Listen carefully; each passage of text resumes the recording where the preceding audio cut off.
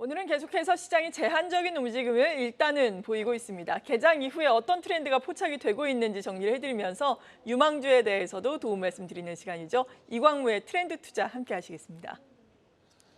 네, 안녕하세요. 돈이 되는 뉴스 트렌드 투자의 이광무 전문가입니다.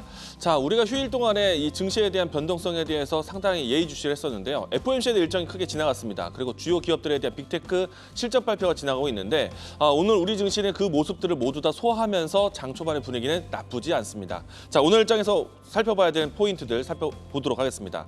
자, 우선은 이제 미증시에 대한 얘기들을 조금 더 반복적으로 이야기 드려보도록 하겠는데요.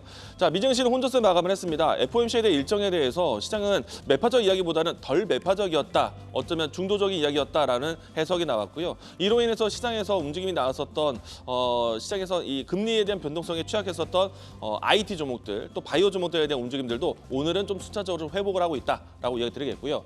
다만 시장에서 금리에 대한 변동성 때문이 아니라 기업들에 대한 실적 발표로 인해서 반도체 지수가 크게 급락을 했습니다.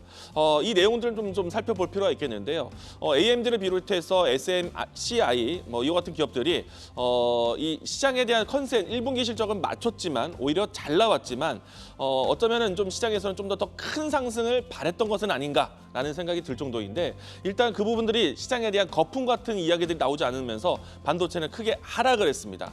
내용은 결국엔 시장에 대한 실적이 나빴다가 아니라 시장이 더 좋을 수 있을 텐데라에 대한 기대 심리인데, 이런 내용으로 해서 반도체 지수가 내린다? 저는 오히려 매수의 기회가 될 것 같고요.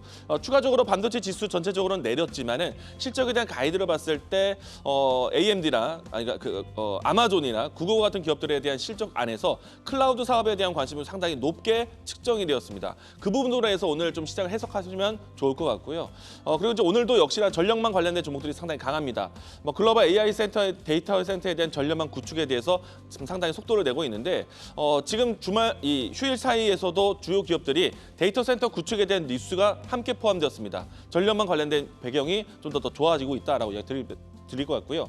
자, 반도체라든지 기타 IT 종목들에 대한 쉬는 구간 안에서 디스플레이 관련된 종목들에 대한 움직임이 따라와주고 있습니다. 자, 애플의 이 아이패드가 OLED를 탑재해서 처음 출시하게 되는데 곧 출시를 앞두고 있다 보니까 OLED 관련해서 디스플레이에 대한 관심이 생겨났다라고 얘기 드리겠습니다. 자, 오늘 제가 준비한 키워드는요, 클라우드입니다. 앞서서 반도체 종목들, 빅테크 기업들에 대한 실적, 자, FOMC에 대한 일정을 통해서 IT 종목들이 떨어진 것이 아니라 IT 안에서의 성장에 대한 기대감이 워낙에 크다 보니까라고 이야기 드렸었는데, 자, 그 안에서 그래도 시장에 대한 눈높이를 크게 상회하고 있는 섹터가 있습니다. 바로 클라우드 사업인데요. 자, 우선은 구글과 아마존 같은 경우는 클라우드 사업에 대한 성장세, 매출에 대한 증가세가 상당히 빠르게 진행되고 있고, 여기에 추가적인 가파른 가속화가 되지 않을까 기대를 하고 있는 상태이고요. 그리고 최근에 와서 우리나라 같은 경우에는 인텔과 같은 기업과 함께 클라우드 사업에 대한 협력 뉴스가 나왔는데, 우리나라 안에서도 아마존이라든지 인텔, 이와 같은 기업들이 데이터 센터에 대한 구축에 대한 기대감을 형성하고 있습니다. 클라우드 사업에 대한 기대감을 또 동시에 가져가고 있고요.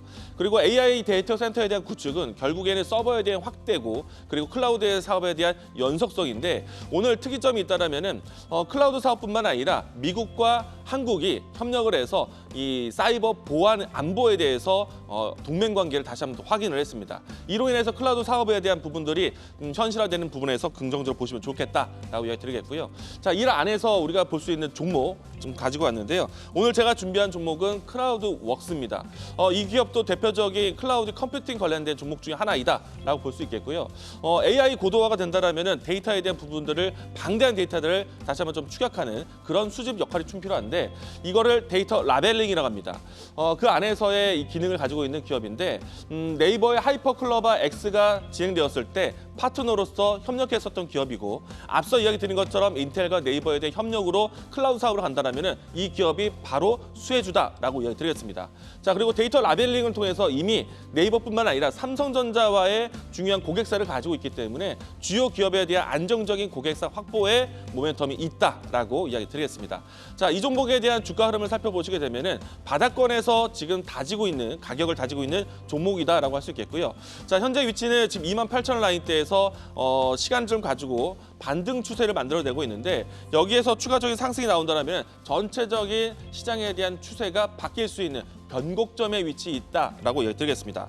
현재 위치에서 움직임이 나온다라면 최근에 고점 위치 31,000원 라인대는 돌파할 수 있을 것 같고요.